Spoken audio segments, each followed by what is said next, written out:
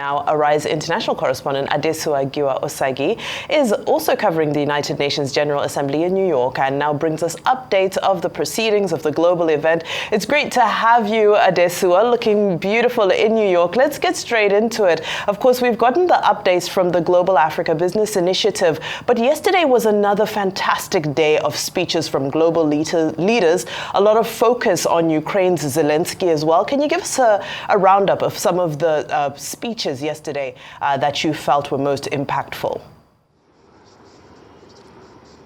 Ovemba, you look stunning yourself. Hello, Cynthia. I miss you both very, very well. So yesterday was a lovely day, and I think Adefemi's report really captured what happened yesterday at Gabi. Now, the president of Afrexim Bank spoke, as well as Aliko Dangote, as well as the Deputy Secretary General of the UN, Amina Mohammed, were able to actually see all of them before they went on stage. Hopefully, we'll be able to have more conversations with them today.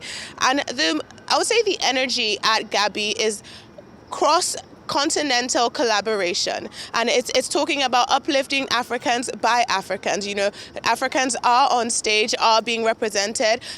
Aliko Dangote mentioned the fact that he needs visas. This is something that he has mentioned before, the fact that he needs visas to visit other African nations. And just today, this morning, I saw on X, formerly Twitter, Aisha Yesufu said that the South African embassy asked her for her father-in-law's death certificate because she was requesting for a visa. And it just shows that there are a lot of difficulties and hurdles when it comes to intra-African travel, which affects intra-African trade, which also affects our development.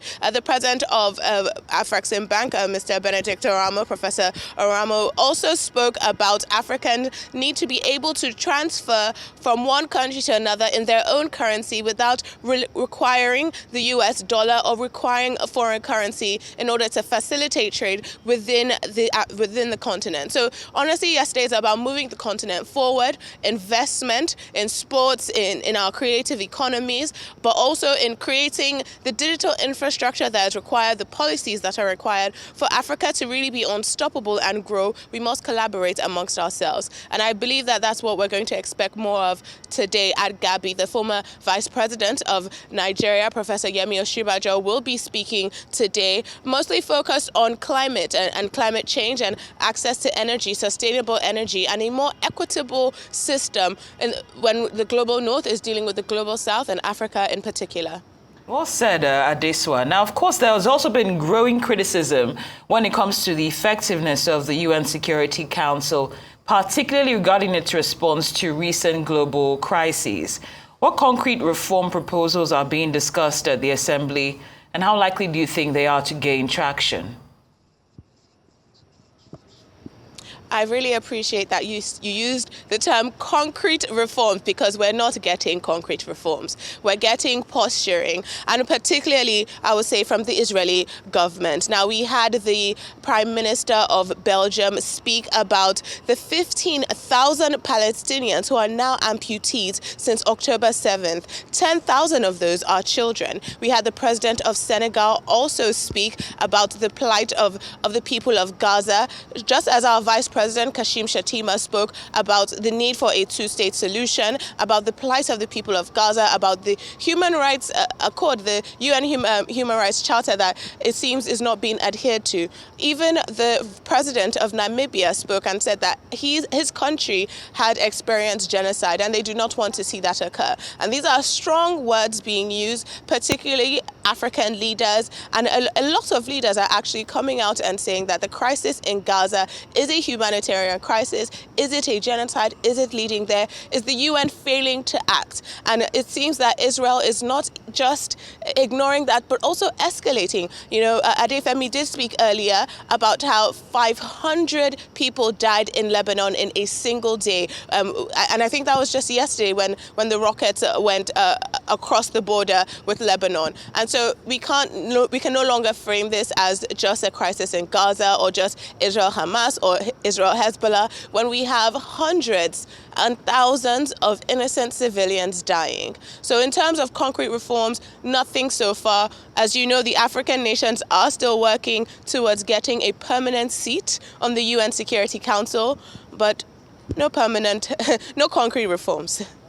All right. Of course, we did see Antonio Guterres earlier also speaking and urging for the Security Council to take a position with what's happening globally. But another speech that took place yesterday, I believe, was Ghanaian President, outgoing Ghanaian President Nana Akufo-Addo. I believe you were also part of a farewell event for him. So we're seeing a number of presidents. First, we saw Joe Biden giving his final address. Then Nana Akufo-Addo also giving his final address. Some of your takeaways from what the Ghanaian president may be remembered for in his last outing at UNGA? Well, so the farewell dinner, it was a very small private dinner held in honor of the outgoing Ghanaian president. The elections in Ghana on the 7th of December, exactly a month after the American elections that are going to occur here on the 7th of November. And so the event was mostly to thank him for his service to Ghana, but also to Ghana's soft power. And I would say that was something that was very inspiring to me to hear. It was hosted by the Minister of Foreign Affairs for Ghana, and she spoke very enthusiastically about how Ghana's image has grown internationally due to his leadership, particularly the year of return, particularly drawing the black diaspora back to Ghana. And it is something to be said that's very impressive that Ghana has been able to do that in an era where Afrobeats and Nigeria is actually the biggest export, I would say the biggest cultural export out of the continent, Amapiano in South Africa, and Ghana, even though they do not have the same level of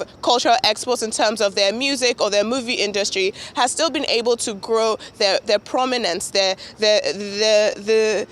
country's tourism sector. You know, they've been able to invite people into Ghana, and I think that's one thing that they were speaking about. But also Nana Akufo-Addo's call for reparations for African countries, calls for unity amongst African countries, call for a pro-black stance to leadership. And there's an idea right now, I would say, at the UNGA that African leaders need to move with dignity when dealing with the international community, and that the international community is a bit hypocritical.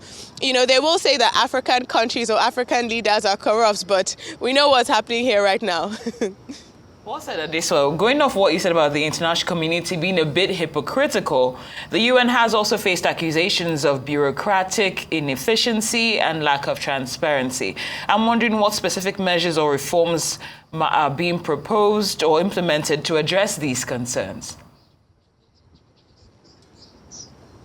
Sorry, can you repeat your question? Of course. I said that the UN has faced accusations of bureaucratic inefficiency and lack of transparency. What specific measures or reforms are being proposed or implemented to address these concerns? Well, I would say I have not seen any concrete reforms. We've seen a lot of conversations happening at the UN on the sidelines, but we haven't seen anything agreed upon. There's nothing on paper right now that's going to let us know that moving forward there'll be less bureaucracy or there'll be more transparency or accountability, especially when we have countries like Kenya, for example, vying for a UN security force in Haiti. And we've had issues in the past in terms of UN agencies or boots on ground. And so when we talk about accountability and transparency, right now, there's been no new agreement that I have witnessed here at UNGA, but there are conversations that are ongoing. All right, Adesowa Osagi, live from New York, from the United Nations General Assembly. Thank you so much. Of course, as you mentioned, Kenya, looking forward to this evening where the Kenyan president will, of course, also address us. So that's a highlight. Thank you so much. Right.